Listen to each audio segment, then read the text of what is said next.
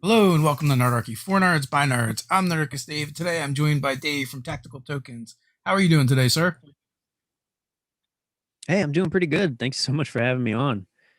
So before we jump in, I guess you want to give the elevator pitch of who you are and what you do. Yeah. Well, I do before I get into who I am, I do want to say thanks again for having me on. You and Ted and the Nerd Archists here are probably some of the more prolific D&D people out there, not only on YouTube, just out there in general. So I'm immensely excited, and hopefully you can't tell, nervous as well to be on here. But Nothing to that be out of the nervous way, about. We're just fellow uh, nerds talking about nerdy stuff. I know, but it's like I've watched you guys for years now, so it's like a bit crazy. But as for who I am, I'm Dave Leek, founder and CEO of Tactical Tokens. Um, Definitely one of the fellow D&D nerds um, here, and yeah, just here to hang out and chat with Dave. Awesome. So what is Tactical Tokens? Um, Well, I actually, if you don't mind, I'm going to switch cameras. I actually made a bit of a surprise earlier today for you and the other nerd archists. Let's see if I switch to the correct camera. I've got a few here. Oh, Um, nice. Tactical token I, are, um, let's see if I can get the autofocus working correctly. But they are token style miniatures, in the sense of if you've ever played on Roll20, Fantasy Grounds, Vorpal, Portal, uh, Astral Tabletop, any of those, they're essentially um, virtual tabletop tokens made real. So all of the features you see in your typical VTT token, um, you know, uh, condition tracking, health tracking, adding on to mounts. These can all do that, um, in a sense. There we go. Um, so they're wet and dry erase safe. I drew this earlier today with a wet erase marker, and they yeah, we go all the way. Those are our blanks, all the way from 1 inch up to 4, and we also do printed tokens.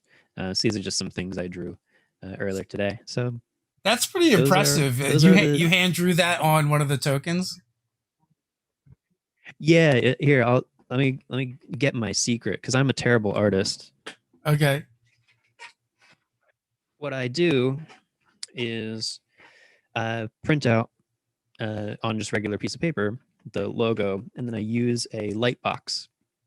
Put the image on top of the light box, and because the tokens are um, thin enough, I can trace on it. So a terrible artist, but a decent tracer, I think. Right? Nice.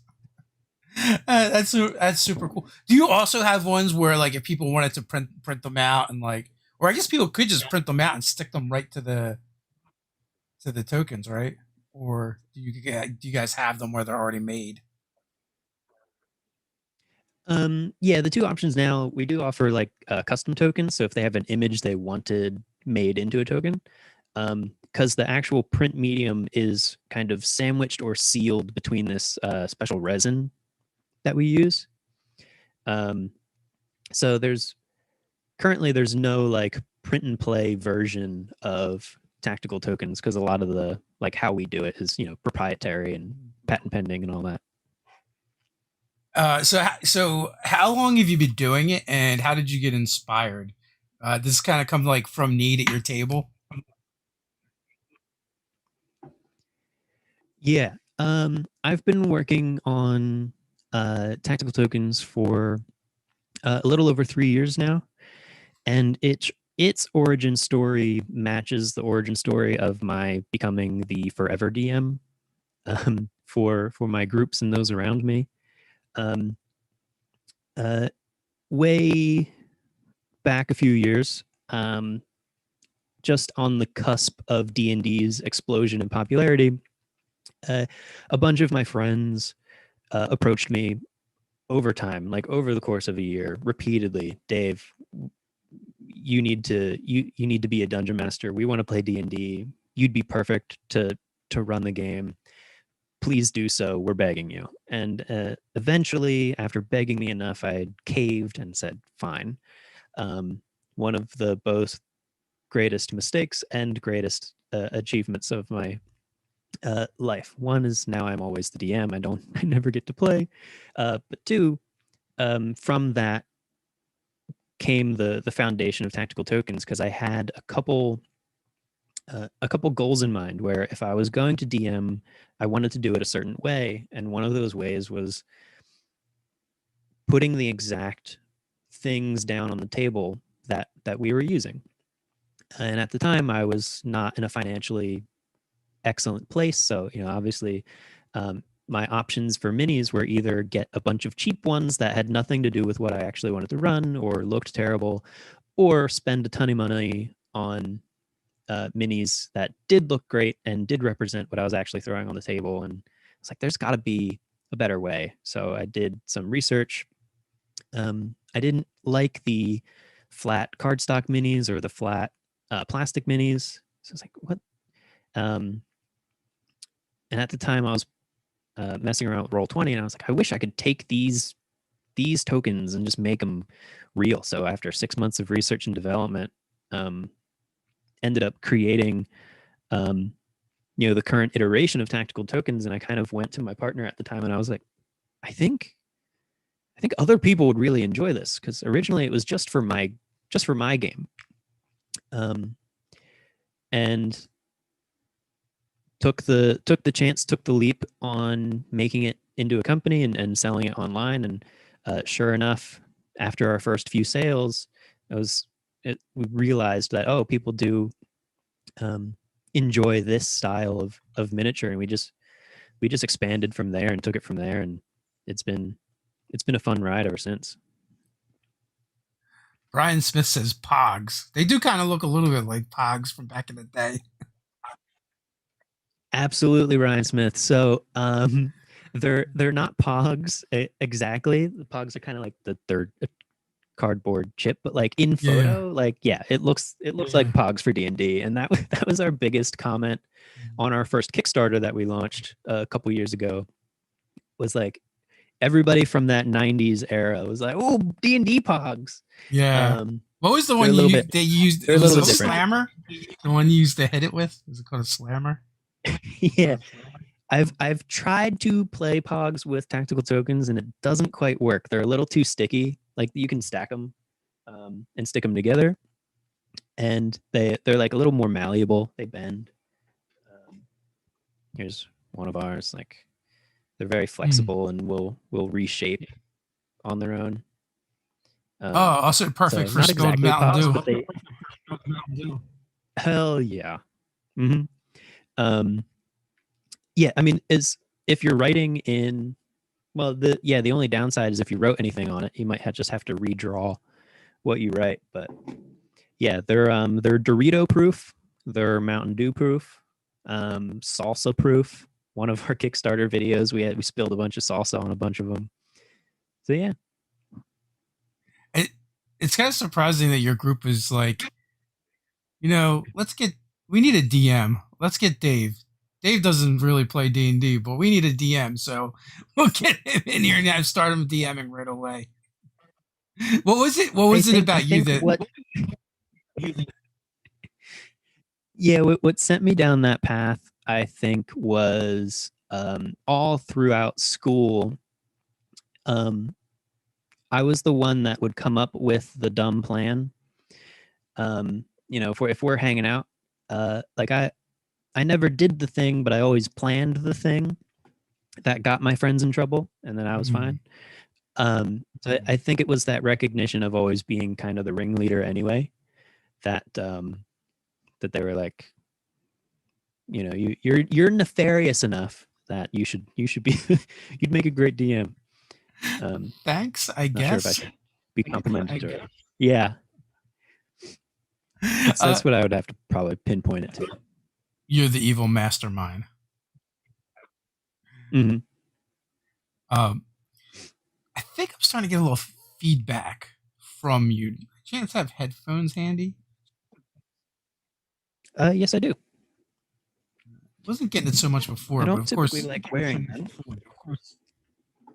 me neither. but I do.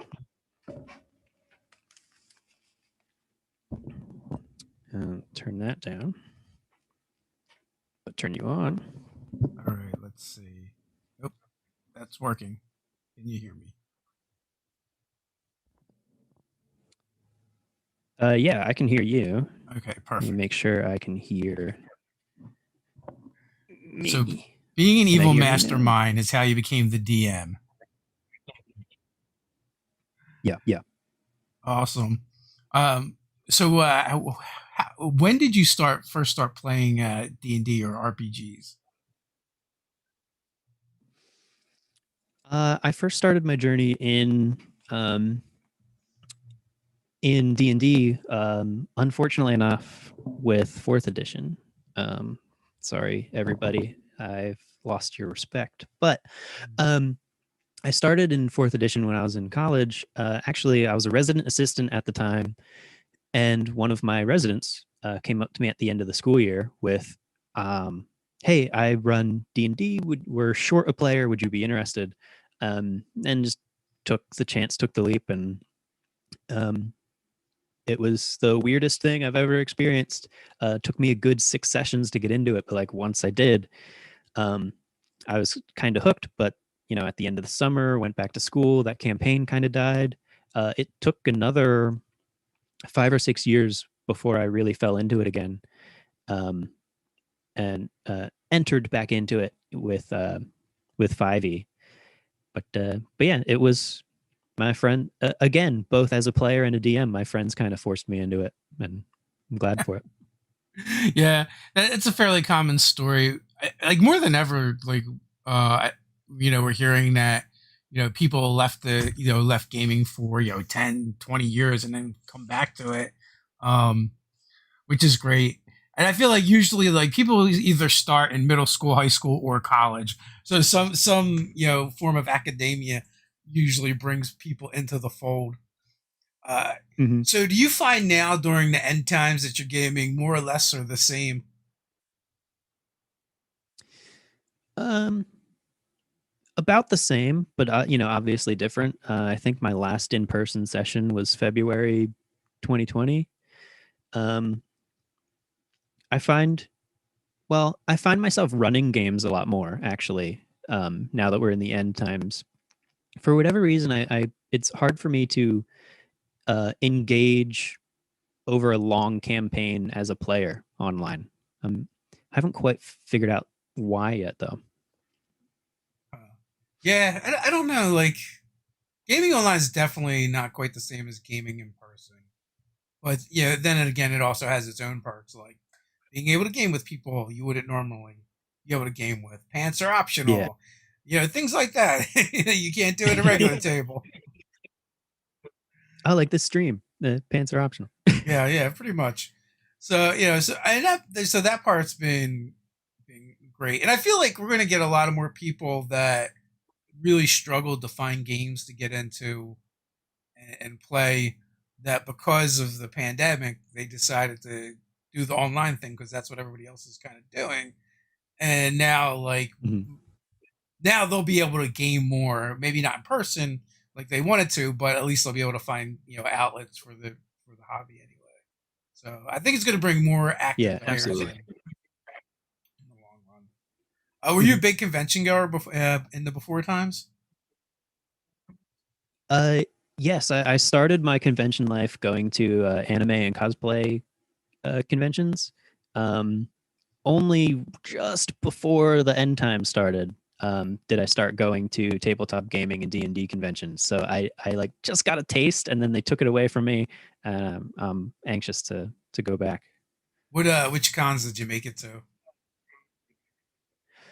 The ones I would go to on the regular, um, well, the anime ones I would go to on the regular, Otakon, Katsucon. I forget, Colossal Con. And really the only like tabletop one I got to before the end times was PAX Unplugged here in Philly. Yeah, PAX Unplugged's been a lot of fun. Yeah, they might have that one this year, but I don't know. We'll see what happens, and I'll see if I really want to Mm. go or not. We're kind of talking about that earlier. So are you a big cosplayer? Not at the moment. Maybe a few years ago I was trying to be, um, but no, I tried. It's too much. Similar to my desire with D&D is if I wanted to do something, I wanted to do it 100%. I just didn't have the capacity to cosplay to 100%. So it kind of fell off. Yeah, I'm kind of intrigued by the concept of cosplay, but far too lazy to implement because I don't actually want to make any costumes. Yeah, I've got a lot of really great talented friends. Let me see if I move my head a certain way. There's like a piece of armor um, up there that a friend of mine made for me. Um, there's a above my head is a foam sword that another friend of mine made. So I've got a couple hardcore cosplay friends that I've been able to kind of mooch from or commission Yeah, to make my stuff look better. But yeah, I don't have the talent or time to do that. yeah. I don't think I definitely don't have the talent. I might have the time, but I don't think I have the inclination. I just need to be part of a cosplay team where they do where someone I'll just wear the Mm. stuff. Yeah, yeah, yeah. Oh my god!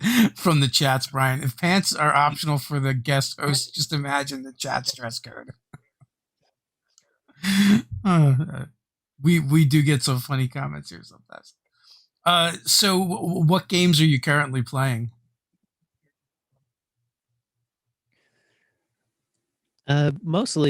Mostly D&D 5e. Um, in the because most of the games that or actually all the games that I play in right now are online, and just D&D 5e has the largest audience. Um, I think. Oh, I played Fiasco a week or two ago. That was kind of fun. That was my first time doing that game. I have not checked that out yet. It's one of many games on a long list. And I feel Yeah. even more guilty because I do these things and I bring people on and they tell me about their great game, and and I Mm. then I probably have not had a chance to play it. So Yeah. Well, again, it for me, it's up to the friends that coerce me to do it. So if I didn't have a group of people that were pushing me towards playing the Nerf Fiasco game, I would have missed out on yeah. that too. But that system has some interesting mechanics that I like. I like their kind of relationship building mechanics where you gotta either play a location card or a relationship card, and that just you're kind of building the narrative as you go, and then you just role play it out after you come up with some crazy combinations. um, I almost want to use Fiasco make to come up with D&D parties, and then we play D&D with our Fiasco characters. Well, I feel like a lot of D&D games can benefit from some of the newer, more innovative games that come up with different rules like that. Because and also like those components are fun, right? Like it's fun to build those narratives together with the rest of the group. Oftentimes people don't like session zeros because they feel like they're wasting their time. And if you're wasting your time, it's because Yeah, you're probably just not asking the right questions or or doing it right. yeah, When you can use it to build out narrative, and if you give your players agency in the world via session zero, I think they tend to enjoy it more, even when people go in to mm, it going, oh, we're not actually playing, and then they go through that process and they're like, oh, we got to all make something cool together when they come out through the other side. And what happens is they're even more amped to play the game than they were before.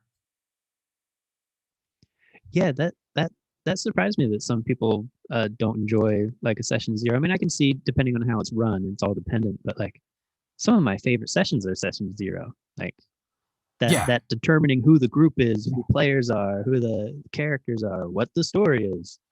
Um, I think that's really cool. And like it's sad if you hate session zero out there, come talk to me. I I want to help you out. I feel like people that are involved with that, like they're involved in a session zero that all the narrative, creative elements have been stripped out of, and yeah, that sounds horrible Yeah. to me too. Yeah, it's all preloaded. Okay, you're this character in this setting. You're like, oh, I didn't sign up for that. Damn. Yeah, yeah. Well, not So, even that. It's like people come to make characters, and like, yeah, that's not fun. It's hmm. the fun bits is when you connect those characters. You know, it's when you and then connect those Yeah. characters to the world together. Um, Yep. that really adds to it. Like, I like Yeah. to present, several different, campaign ideas to a group and go, well, what do you guys want to, which one of these do you like, or do you want to tailor something, one of these, or alter one of these, and then and then we build it out Mhm. together from there. Yeah. In the spirit of kind of enhancing the game, probably one of the things I enjoy most in terms, not necessarily in terms of homebrewing, but in terms of like what can I add either to my D&D games or around my D&D games that make it a little more fun. Like I love coming up with kind of almost mini games in a sense. So I've done it with character generation. I just talked about that. I think it'd be cool to use like the Fiasco relationship building system to determine your characters in a game. I also like to do that with like ability score generation, um, like turn ability score generation into a game as well, of determining like discovering who your character is and things like that. Um, One of them I used before is like ability score bingo, or ability score darts, where depending on where the dart hits on the dartboard determines what dice you get to roll for your stat. Um, I had one session where I put certain dice. I don't know how PC or PG the stream is, but I took dice and put them into like beer pong cups. Uh huh. We just played pong, where if you made it into that cup, you picked up the cup, and that was the dice you got to roll for that particular stat. Whether it was like the typical 4d6 drop the lowest, or 3d6 old school. Like one of them was 1d20. Yeah. um but I like kind of making a game around the game. So beer pong without beer. Yeah, instead of beer in the cups, it was the dice you would have to use to roll for that particular stat. So were the players allowed to look at the cups beforehand so they could like try and aim for the one they wanted? Yeah, yeah, they weren't labeled, but you could kind of know. You kind of knew. Yeah, yeah. So that's when you said then that's when you knew who like belonged to a frat or sorority in college. After you guys determined the stats, how you were rolling your stats, Yeah, that yeah, would definitely create some yeah. It interesting was fun. characters. So do you guys always roll Yeah, for that stats at the was for table? one shot. Okay. I like to. Yeah. Um, Especially for long-term campaigns. Well, for one shots, I'll either do point buy or standard array for everybody, just because that's the fastest or the easiest. Yeah. Or if we have time, I'll do something crazy, like the ability stat pong or whatever. But for long-term campaigns, I like to have everybody roll.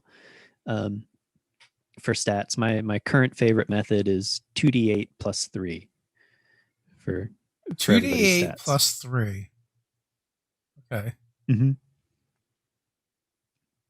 Um, do you cap it at 18 or is it 20? Can you get uh 21? Right? Yeah, 21. Yeah, no, I cap it at 18. So I typically restrict, if we're rolling, I restrict it between 4 and 18. And I've been thinking about reducing it down to 4 and 16, but we'll see. Yeah. So Because I think of the campaigns I've played in for 5e, I've only rolled the dice for one of them, and there might have been some one what do shots you or typically whatever. use? Standard. We usually just do standard array or point buy, because I am terrible Cool. at rolling dice. But when we do roll, we just do 46, drop the lowest. And Mhm.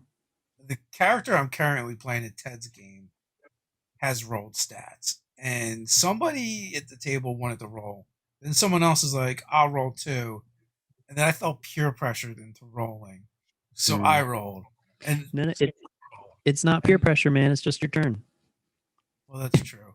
But and I actually rolled like some of the best stats I've rolled in a long time. Like I think Mhm. after my stat adjustments, I ended up with like a plus like 10. So like I didn't have any negatives, and I was able to place the stats to do fairly well. So uh, I can now never again roll stats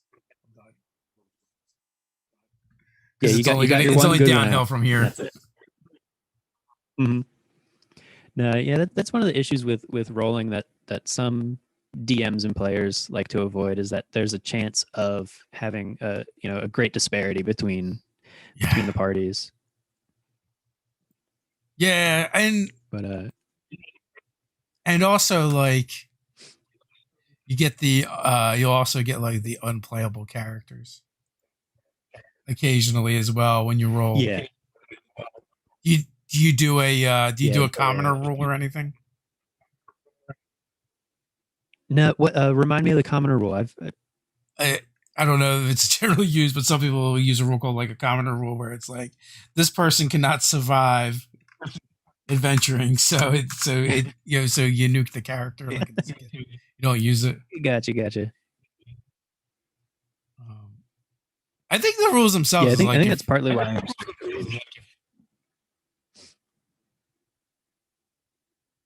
yeah.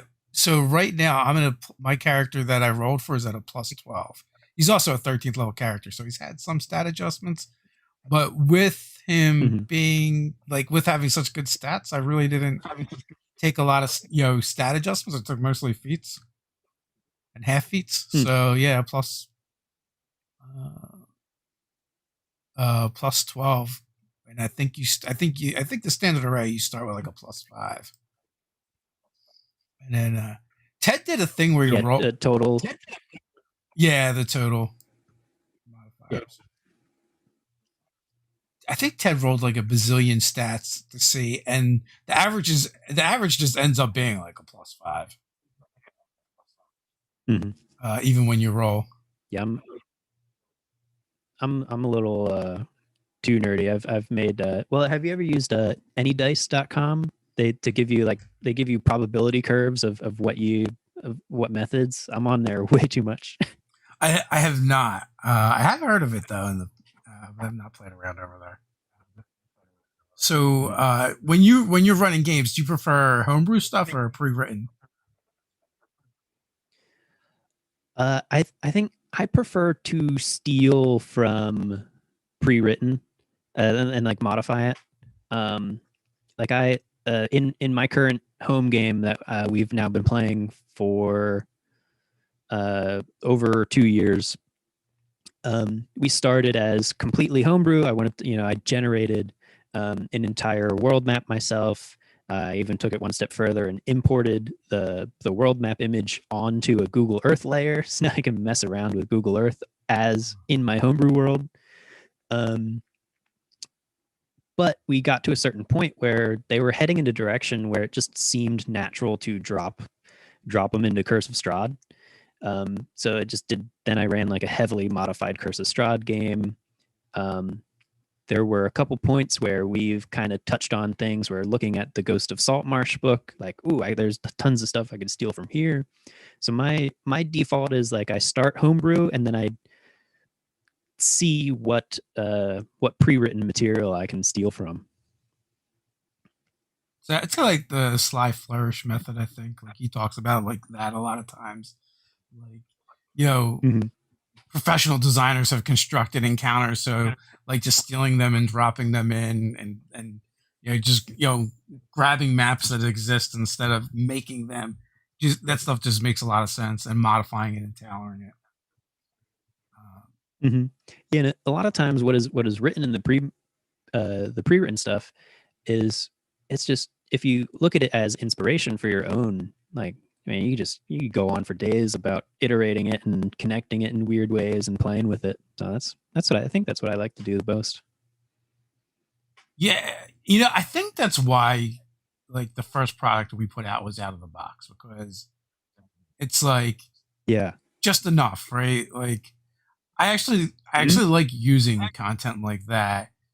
But when I see like Storm King's Thunder, this huge book or campaign, like to me that's intimidating, and Mhm. I'm like, I have to read all this before I can have my players start adventuring.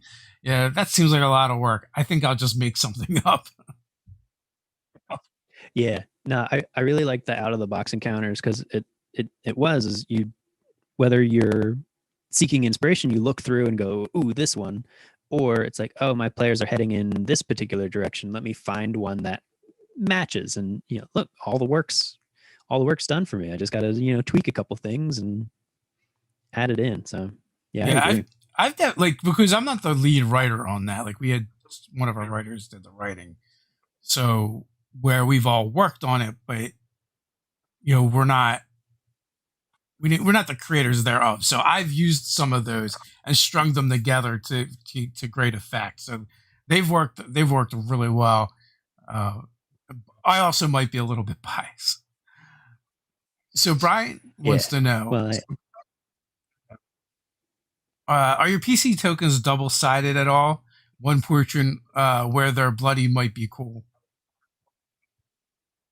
uh, yeah. So, um, Brian Smith, they're all double sided. So on our printed ones, which I might be able to throw one up on screen. Yeah, I can.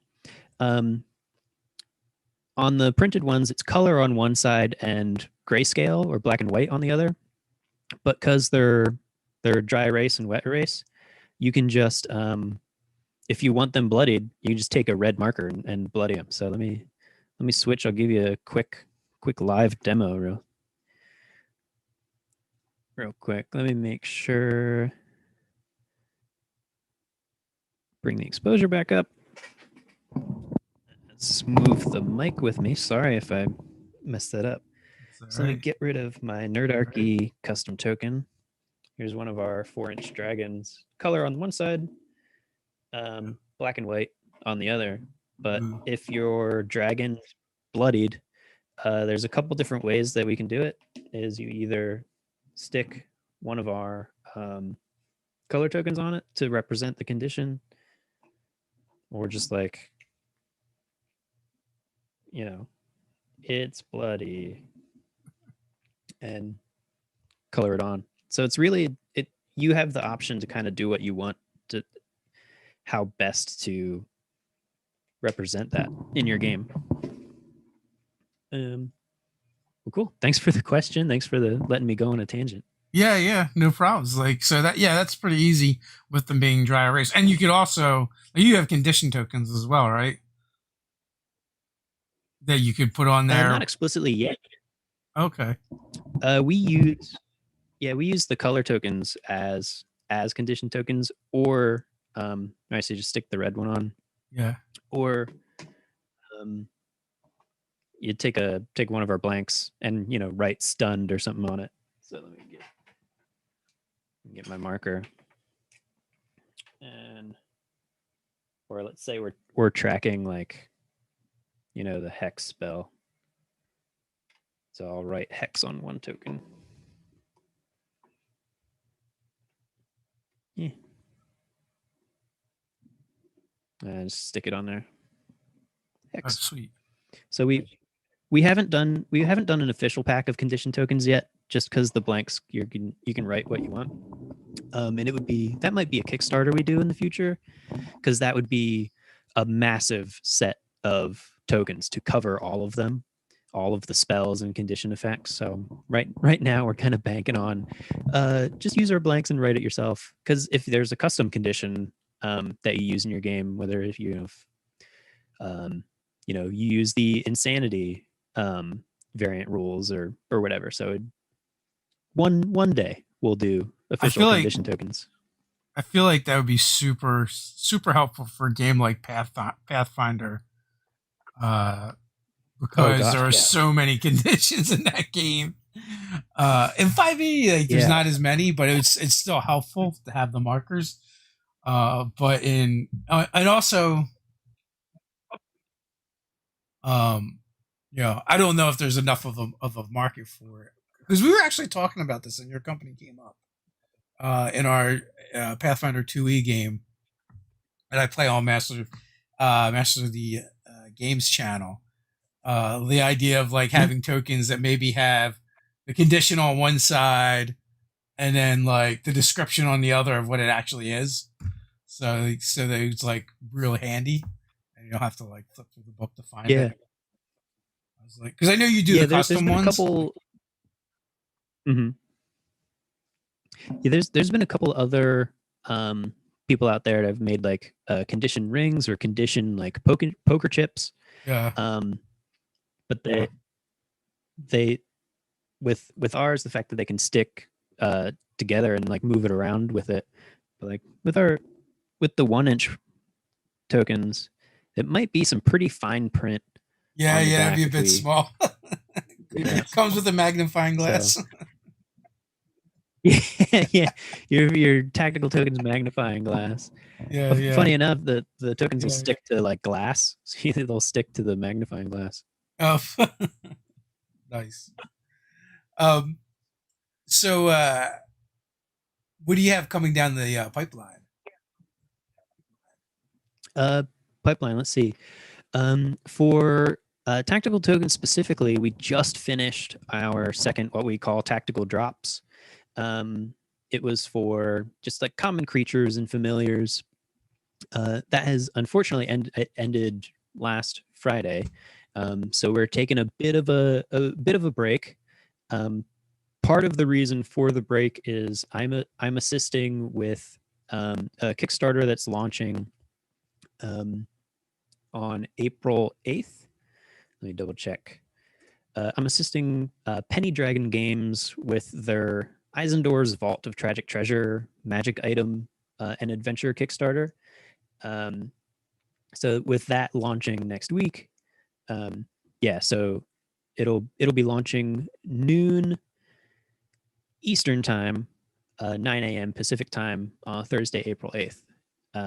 So that's kind of the biggest thing on my plate right now. Now that our drop 2 is over, What is your and involvement there? they'll be featuring kind of a collaborator. They started as we talked pre-stream about like what my day job is. I do a lot of marketing consulting, kind of digital advertising work. They started as just like a marketing client, helping them put together their Kickstarter and put together a bit of a marketing plan. And just because of how related our two projects are and how involved I am in D&D, we just naturally began adding more um, or becoming more collaborative. And there will be a token pack featured for their Kickstarter as well. So that's the largest project that's down the pipeline. One, we collaborated with the DM layers Into the Fae adventure module and Kickstarter last year, and we should be getting token artwork for that. I think next month in April, and then production's going to start there. So we're kind of um, a bit of a pause on our own initiatives and helping out with all of these other partnerships and collaborations that we're doing right now. Oh, that's pretty cool. I like Luke. Luke's a good guy. I always look. I always will go. Yeah, I'll go through my like Facebook feed, and I'll be like, I'll see like the DM's layer streamed like 8 hours ago or whatever, and he streams for like 3 hours straight of him just talking. I'm like, what is Luke talking about over there? yeah, those marathons. He likes those rants. Like it's become a thing in his community now, where Yeah, you can the Twitch like points or whatever, like the stuff they give you if you watch the Twitch stream Uh-huh. enough, you can redeem them, and he'll give Luke a topic to rant about, and he'll just go for a long time. Yeah, he can marathon those streams. Oh man, it's like a you know what grinds my gears. Yeah, yeah, you can redeem some of those like Twitch points, and he'll do one of those about whatever Nice. topic you give him. So like, if it's like, I want to see him rant about the ranger class, or the newest wildfire druid, like, and he'll just go off. So Brian wants to know, where does the art for your tokens come from? Can you explain the process of commissioning artwork from artists? First off, Brian Smith, I love your questions. The artwork are our kind of official artist is Devin Knight. He is a very prolific virtual tabletop token designer. He does a lot of stuff for Kobold Press. A lot of their digital tokens come from him. I think you can find his stuff on immortalknights.com, I believe. But he's our main artist. He actually reached out to us during our first Kickstarter. So a good deal of our artists have come from artists reaching out to us directly, and then working out a relationship from there. But we are open and actually looking for other artists to kind of join. We'd love to have other art styles. So if you think your stuff would work on a token, we'd love to work with you and commission you. One of our, I gotta find it. Is it over here? Yeah, we had a beholder token for for copyright issues, floating eye monster token. Yeah. But we commissioned that explicitly from a really great UK artist, Alex Holt, who is known for doing like really very detailed, realistic bird illustrations. But boy, is he good at drawing floating eye monsters too. So yeah, we don't really have an official process for finding artists or artwork to commission. It's kind of a mix of chance. They find us, we find them. So The maybe internet. we'll find some people on the stream. Yeah, no, it's all network and seeing who's out there. Yeah, for sure. And there is a ton of awesome artists out there. We used Sarah Dillinger for our cover art for Out of the Box, and then Kim Van Doon did all the interior illustrations, and then this cartography was by Splattered Ink, which all of them did a bang up job on that. Which is like, that's part of the fun too, is like having these ideas and then giving it to an artist and seeing them like bring them to life. Mm-hmm. For me anyway. A funny story just recently is one of the tokens in our drop 2 was just titled Gray Spider. But every time I kept typing it in for either social media posts or just in the background on our systems, I kept typing Gary Spider. And I posted that to Instagram one day, and the Instagram community, and I also posted to Tumblr, and the Tumblr and Instagram communities were like, just ran with this Gary Spider NPC, and he is now a detective and wears a top hat and has a monocle, and a sidekick named Natson, who's a gnat. And he's a dungeon detective. He's the guy that goes into dungeons after an adventuring party has cleared it through, and investigates what's going on and tries to find the adventurers and hold them responsible. And I would have loved to take credit for all of that, but that all came from the community. And from there, an artist was actually like, hey, I drew Gary Spider for you. I was like, that's amazing. Can we touch it up a bit? I'd love to make a Gary Spider token. Now this random token that will one day make its way into our shop has this whole backstory and narrative. I want the Gary Spider webcomic.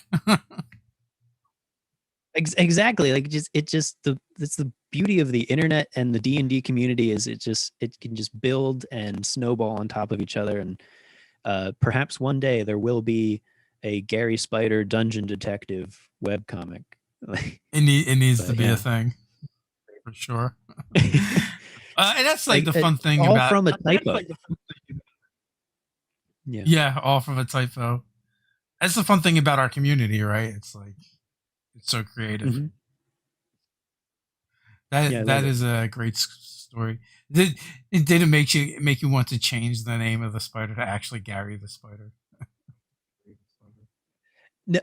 No, not well, because I try to avoid doing changes during like live during a campaign, but now that the campaign's over, I think maybe we might change the name.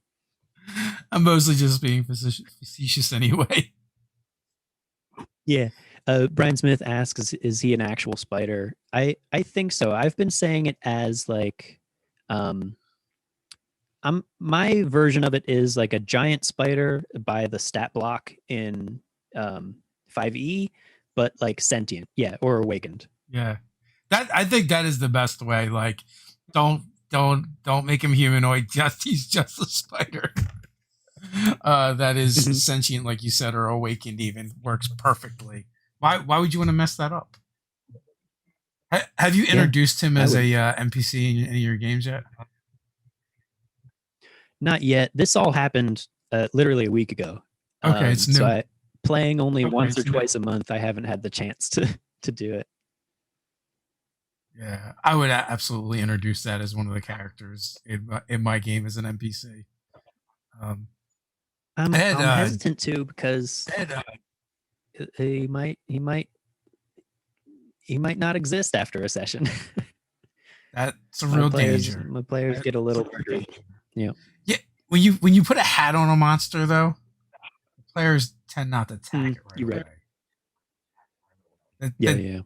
that's been my mo anyway. That's how I differentiate my monster NPCs from my other monsters. I put a hat on them, and then the players want to talk to them. I had Stanley the Beholder would wear a bowler hat, but like a Nice. normal sized one, so it looks tiny on him. Uh, I love it. which then the players went and all made tiny bowler hats because they wanted to be part of his gang. And I also had a information broker, gentleman Jack, which was a Grell that also wore a monocle, even though just like wedged in his brain, and a Jeff cap. So I love now is your game like comical or serious or does it depend on the session? Like what's your game like in terms of like levity? I feel like they're serious, but they're definitely comical moments, in them. Like That's yeah. yeah, like the Stanley storyline, where Stanley was actually trapped in this like mystic, uh, arcane prison. So he was so bored that when he had adventurers, happen upon him, he didn't attack them because he's been in isolation for so long. Um, Mhm. so they would go back and visit him from time to time until they eventually freed Oh, him, and then he tried to enslave them. But as you do, and then yeah, fair. like Gentleman Jack was like introduced as a character they had to go find to get information, and then they find him, and it's like, oh, he's a Grell and a monster, but but he has the information we need. Um, Yeah. so I guess I kind of like do these like they're kind of like slight comedic moments with like a twist, but in more of a like serious kind of game. Yeah. I think I'm the same way. I typically lean serious, but you need that you need just little speckles of absurdity every now and then. It's D&D after all. Well, here's the thing, right? Like, you don't need to do a D&D comedy game because your players are just going to Yeah. do stuff anyway, and it's going to happen in the game whether you want to or Exactly. not. Yeah, I've always enjoyed as the DM and NPCs playing the straight man, like almost similar to oh gosh, I forget the actor's name, the airplane actor, um, where like every all of this absurdity is happening around him, but that's just normal day. That's everyday life. And yeah, like you said, the players will always, you know, add their own fun or they'll be having a great time. So I, as the DM and NPCs, I kind of like playing like yeah, the Yeah. straight man in a crazy world. Or like in my Monster of the Week game, they work for an organization called Pickle, and it's spelled Picel. And the way it came about was we were at the end of like our Expanse campaign, and we are talking about the next game. But also there was a side tangent where we are talking about me and my wife had and Leslie Nielsen. You can always rely on the chat. Had found this place in Haddon Yeah, Heights thank you. that makes sandwiches, but they don't use bread or rolls. There's these giant pickles that they slice in half and build the sandwich on. And we'd been talking about it, and someone went online and looking at it. And they're like, "We need to eat at this place once, once the end times end." And then they're like, then we started talking about the game, and they're like, "This organization has to be pickle has to be in the acronym." So like, so there's definitely things like that happen. Yeah.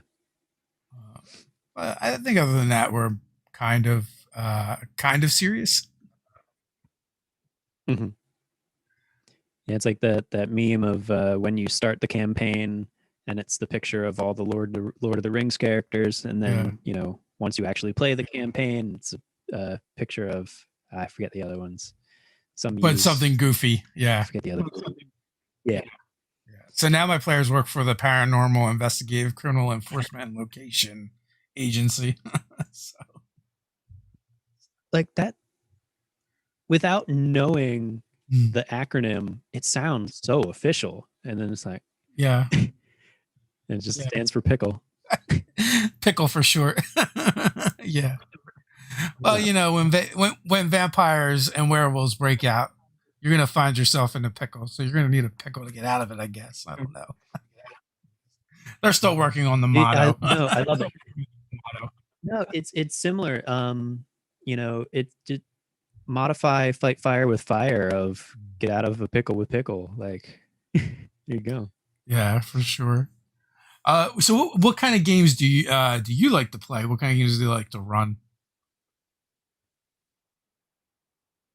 I play I don't know, by default I think I like to play in a somewhat comical world. Some of my favorite D&D live play shows or some of my favorite D&D shows all come out of like Brennan Lee Mulligan and Dimension 20. All of those are quite high on the comedic scale. Mm-hmm.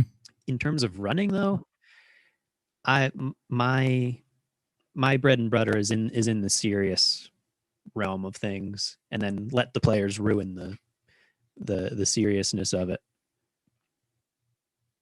So So Brian yeah, wants to know, since you're it's a opposite. forever DM, what's your favorite monster to throw at your players? Dude, Brian with these questions. Favorite monster. I don't there hasn't been one because I've gamed with most of the time I've run a game, it's been for the same people over and over. So I haven't really had the opportunity to use a single monster numerous times. So I haven't really been able to develop a favorite yet for a specific monster, but I'll list a favorite source book that if I just need something, I'll flip to a random page, and that would be the Kobold Press Tome of Beasts, Tome of Beasts 2, and Creature Codex books. Almost every single one of those, um, I'll I can flip through those pages, pick one, and be like, oh, that's cool. I'll throw it at my party. I tend to lean towards monstrosities and aberrations. if I had to pick a type, like a favorite type to throw at my players. So I didn't quite answer your question, but I tried to give you some extra bits that are helpful. They're good go-tos, and also I believe all the classic Dungeons and Dragons monsters fall in those two types: rust monsters, owlbears, beholders. Mm-hmm. Uh, all seem to be like in that group. Yeah, I like the aberrations because they kind of have like this eldritch horror variation to them, and I like the monstrosities because it's in the name. Monsters in the name. You're Yeah, gonna that get something works. good. And also too, it's like there's less like of your players having to think about if they're how they're going to interact with it, right? It's trying to eat your face, so like they're probably not Yeah. going to try and talk to it. I know some DMs get tired of the trope where the players are always trying to talk to and role play with the monsters when sometimes it's just a monster, right? And you just got to beat it. Hmm. Yeah. Whatever In that in a means. session, mhm. I DM'd a session, I think a month or two ago, where the party was fighting a couple different oozes, and they could tell right away, oh, there's no reasoning with these. So that went straight to combat quite quickly. So, you guys, well, I imagine you guys, and from what you said, you play, you play more tactical games. It's right in the name of your I company. think so. Yeah, my players. Well, yeah, I haven't run any games like as tactical tokens yet publicly. We've got a Discord, and I plan on running games for some of our members there at some point. Um, but yeah, my players in my home game, they like the grid. They like you know tracking spell effects and strategic stuff. When we gamed in person, I let them do it because they had fun with it, but like they loved like kind of like almost huddling up and like planning out uh Yeah. what they were going to do and where. And um I don't think one of their plans ever made it past step 2, but they still enjoyed planning nonetheless. That sounds very familiar. No matter what kind of game you're playing, like our Curse of Strahd game is like that. We come up with these long, elaborate plans. They usually involve the bard doing a lot of talking, and then Mhm. our least charismatic person usually jumps in almost immediately, totally destroying that plan. Yeah, and a lot of times the way as I run encounters is there's multiple goals or subplots going on where if the main goal is defeat the bad guy, there might be a rescue this person or the buildings crumbling, or yeah, just thinking of normal random examples. But I or I'll throw something in, like I'll throw a wrench in a couple turns in, so inevitably the plan wouldn't hold up regardless. The game you're currently running, how long has that been going on? Um, I think come May we'll be entering our third year of gaming together. Did they start at first level? Yeah, yeah, we started at first level, um, and well, one we did a stint of only gaming once a month. It was only every other week after that. Um, the players are still only, I think, level 8, 9 after soon to be 3 years, but we've been having a blast. Oh, that's brutal. So slow. Well, it took us. We played. I guess we played for almost 5 years when 5e very first came out, and I think we were like almost at the 5 year mark when those campaigns wrapped up at level 20. But we generally would do like we would just advance every other session for the most part. Okay, yeah, I'm doing uh, a a mix of milestone and XP, where I still keep track of XP. I made a bunch of random changes on the back end as well. But like every time there's a major story milestone, it only gets you like 80% of the way to the next level, Uh, and your regular play has to get you the rest of the way. And there hasn't, because of how infrequently we play, there hasn't been too many like major story milestones. I also don't push the players in a particular direction um, uh, either. So there's been a few long stints of sessions where it's like, or we're doing a side quest, or uh, the players now own and control an entire town. So we've had entire like just like city building sessions. So yeah, we're all over the place.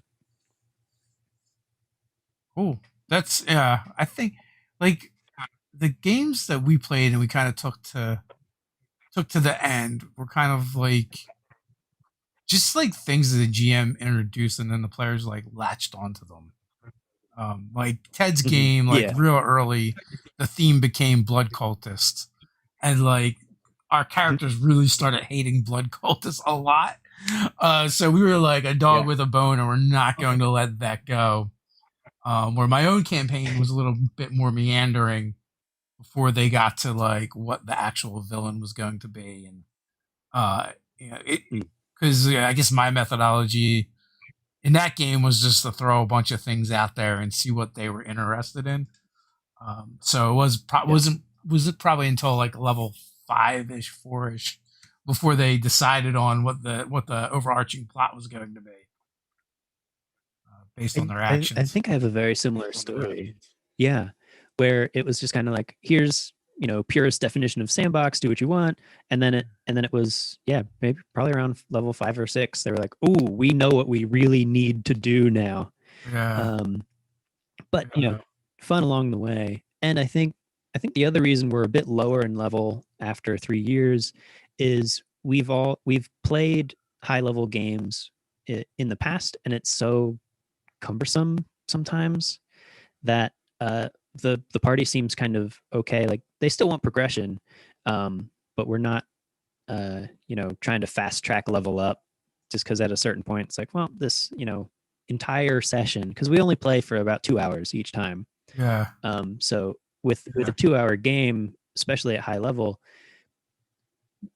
it could take you multiple sessions to finish a single encounter. No, I totally get that. Um, I see another question. yeah, he's asking. Brian's asking about to give my group an airship in Ebron. How do I give them what they need to make it cool? Crew, NPCs, weapons. Nerdator Doug would run a Spelljammer game, and like his players just loved the hiring process and like the bureaucracy of running their business. And they would like, and then when they would hire someone, they're like, oh, now we have to go shopping for go shopping to equip their cabin and like all these like really weird non-adventure things they would like latch onto, like the coming up with a contract and having them sign on to the crew and like bizarre things like that. But I feel like just like giving, obviously NPCs, any kind of armaments and stuff like that that happen over the course of play, and like an Everon airship is powered by an elemental. So I mean, you could even kind of give it some like personality traits or quirks. Maybe it's not a standard airship. Maybe your airship has an attitude. I like the idea of giving it a personality based off of like the elemental that's controlling it. Like maybe it's susceptible to the weather, or like what the temperature is outside, or if it's raining, suddenly your ship doesn't want to work as much or works better in a storm. Yeah, I like that. Yeah. So we are just past the hour mark. Final thoughts before we head on out? Final thoughts is this was super fun chatting with you, and I think if you'd had me again, I'd love to come back, and I gotta ship you some. I gotta ship you some tokens so you can mess with them. Or you can just run them over to my house. But yeah. When you said run them over, it reminded me of our first Kickstarter to show like how adorable they are. I ran over a bunch with my car. I thought you were gonna say that as like a callback. Oh gosh. Oh no, that would be so cool. Oh man, well, you know, I still have friends that are in the paving industry. We could probably get a hold of a roller and see. I would no. I might hit you up on that. I would love to see if they survive a roller. I think they would. Honestly. Yeah, oh my god, you need to start a YouTube channel and then all you do is see what the tokens can survive. You'll find out you'll make more money from the YouTube channel and just trying to destroy your tokens than you did from making them. This is my official announcement that I will be launching that channel next week. And it was I had a conversation with my partner the other day. I was like, "Can I use your blender?" She's like, "Why?" "I want to see if a token would survive." Yeah. You know anyone with a hydraulic press? No, seriously, I want to so bad. Chat, Yeah, please hook me up with a hydraulic press person. I want to make a channel where we figure out what will actually destroy the tokens because they're pretty tough. That would be a lot of fun. Yeah. Well, thanks. Thank you so much. Oh, thanks for coming on, and thanks everyone for hanging out with us. Links in the description as always, and until next time, stay nerdy. See you guys.